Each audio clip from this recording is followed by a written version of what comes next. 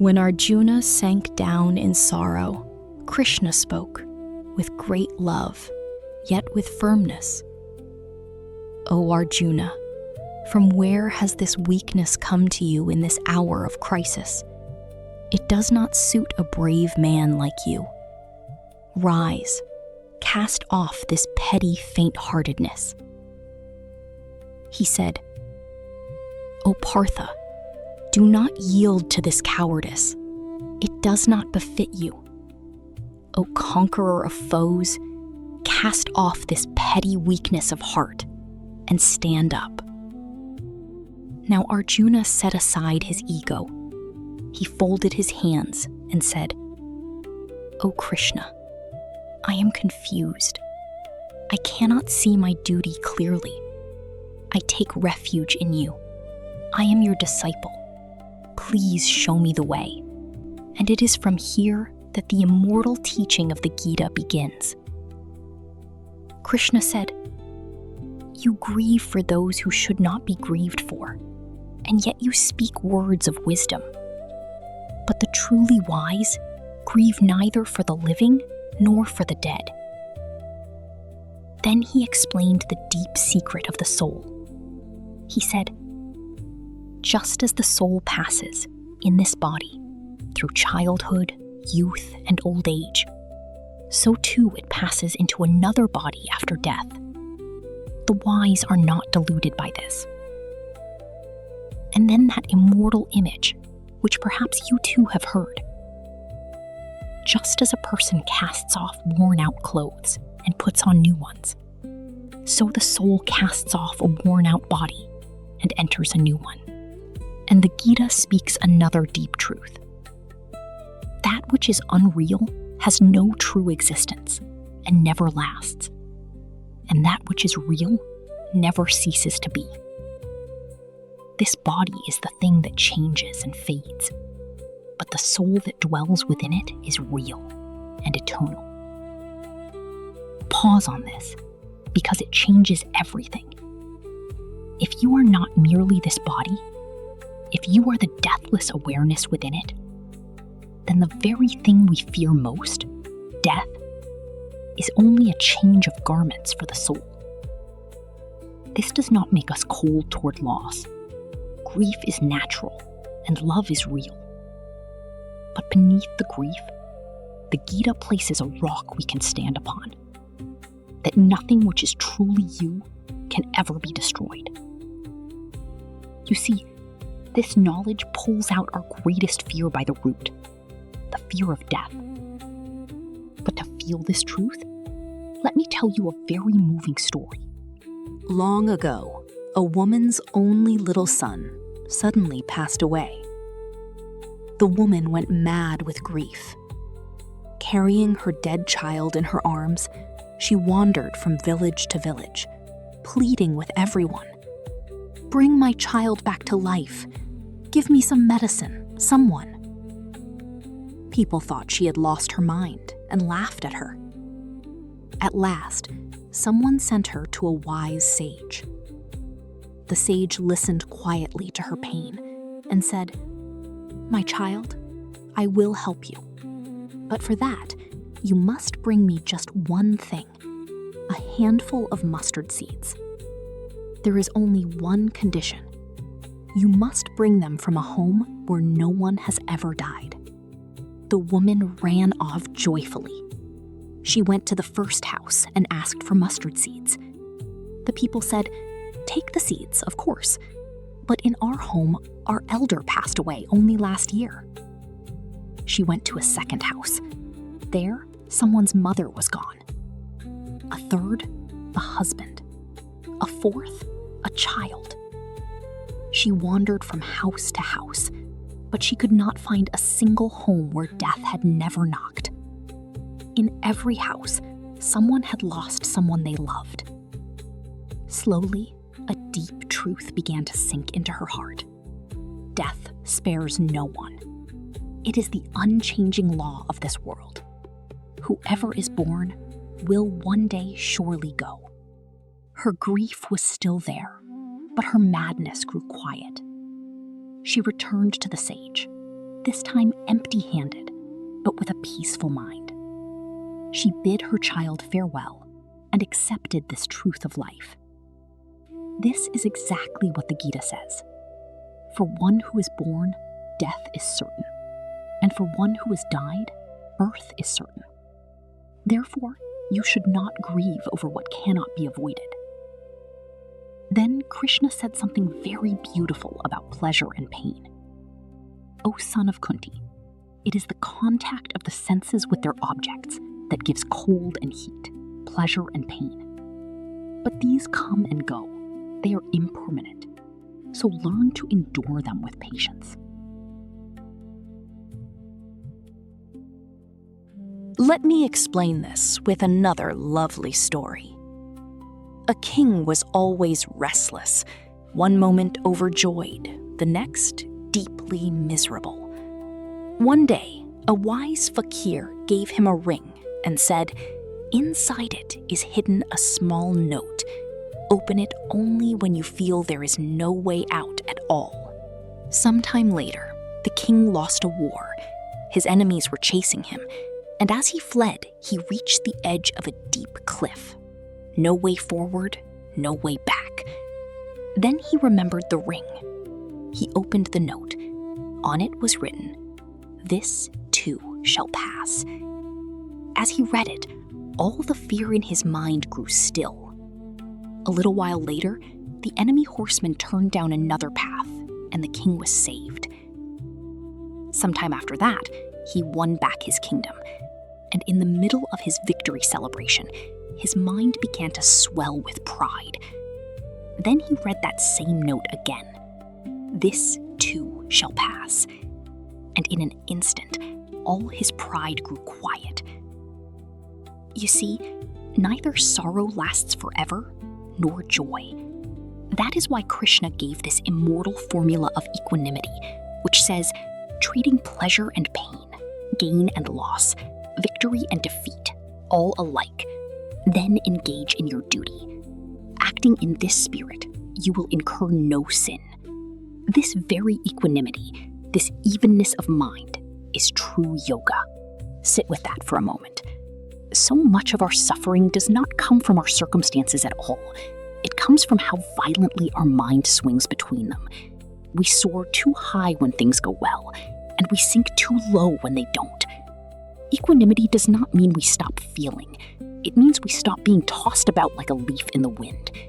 We feel the joy, we feel the sorrow, and yet underneath it all, something in us stays still and steady and at peace.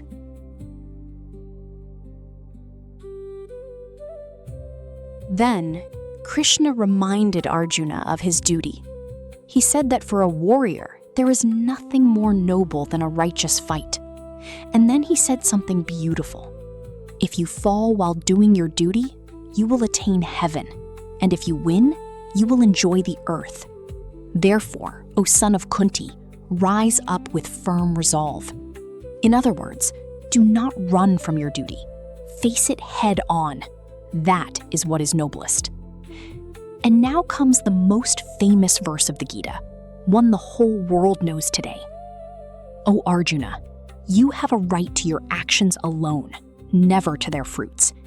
So do not act for the sake of the reward, and do not be attached to inaction either. You see, this is the root of more than half of our worries. We are not afraid of the work. We are afraid of the outcome. What if I fail? Krishna says, put your full attention on your action, which is in your hands, and leave the result to that higher power. The day you learn this, half the weight will lift from your shoulders on its own. Think about it. When you go to sit for an exam or an interview, if you tell yourself, my job is to prepare with complete honesty and effort, the result was never in my hands anyway. In that very instant, half your anxiety will disappear. And the beautiful part is that staying calm, you will actually do better. That is the magic of selfless action. And here is the deeper freedom hidden in this teaching. When you stop chasing the result, you also stop living in a future that has not yet arrived. You come back to this present moment, the only place where life is actually lived, and the only place where good work is actually done. The result will come in its own time, shaped by 1,000 things beyond your control. But the effort, the honesty, the sincerity, the love you pour into your work, that is entirely yours to give.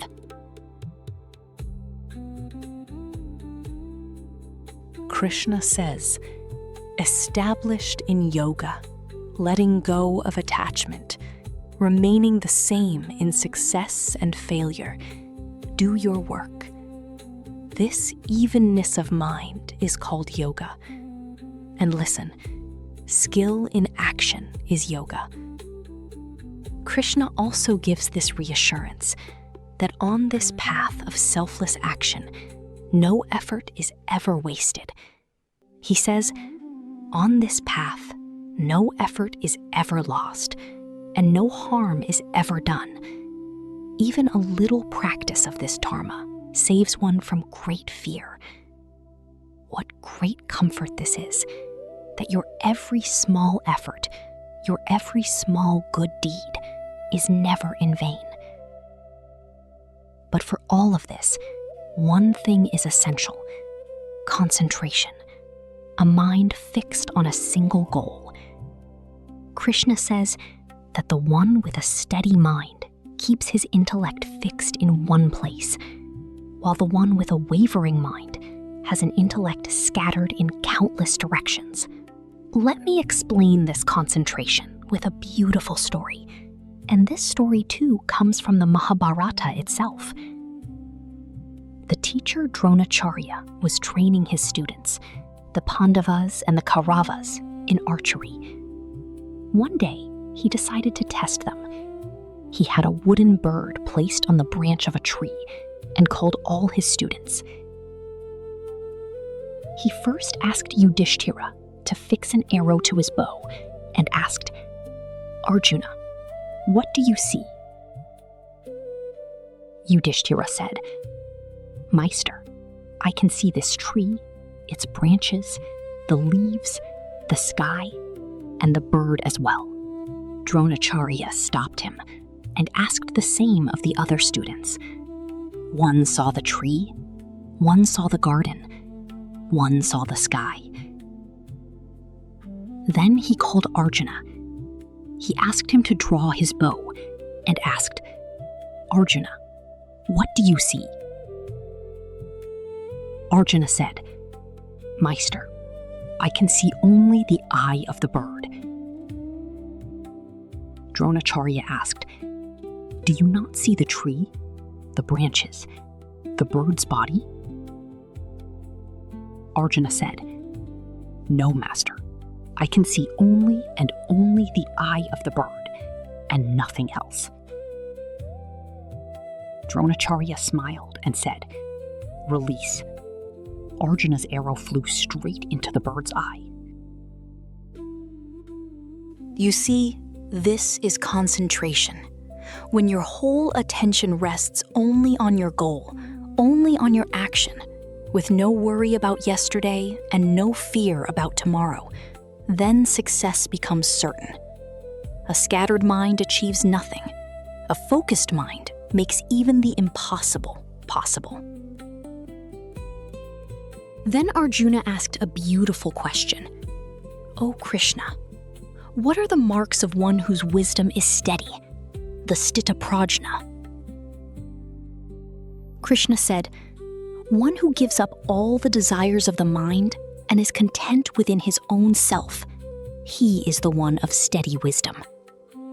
One who is not shaken in sorrow, does not crave in pleasure, and is free from attachment, fear, and anger. He is the sage of steady mind.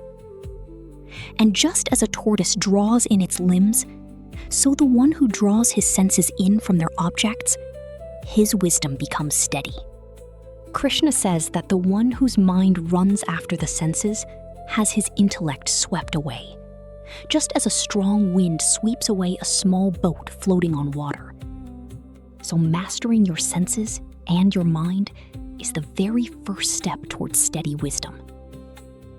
Then Krishna described the ladder of downfall, which every human being should remember. By constantly dwelling on the objects of the senses, attachment to them is born. From attachment comes desire, and from unfulfilled desire, anger is born. From anger comes delusion. From delusion, the loss of memory, that is, the loss of right judgment. From that loss, the intellect is destroyed. And when the intellect is destroyed, a person is ruined completely. You see how one small wrong thought, step by step, drags a human being all the way to total ruin. This is why mastery over your thoughts and your senses is so important. And notice how gentle and how practical this warning really is. Krishna is not asking you to have no thoughts at all. That is impossible. He is simply asking you to watch the very first spark while it is still small. Catch the thought before it hardens into a craving, and the craving before it flares into anger, and you save yourself from the entire long fall. This is the quiet, daily work of a wise life. Not one dramatic battle, but a soft, patient watchfulness over your own mind. And finally, that beautiful wisdom from the second chapter. Krishna says, just as the rivers flow into the ocean, and yet the ocean remains full and undisturbed within its own bounds, so the one into whom all desires flow, yet who remains unshaken, attains supreme peace. And Krishna gives one more wonderful remark. That knowledge of the soul, which is like night to ordinary people, in that the self-controlled one stays awake, and those sense pleasures in which everyone else stays awake, for the wise, these are like night. His mind shines not from the glitter outside, but from the light within. And at the end, he says, the one who gives up all desires and lives free of longing, without mine and without ego, he attains true peace. Krishna says, this is the state of Brahman. Attaining it, a person is never again lost in delusion.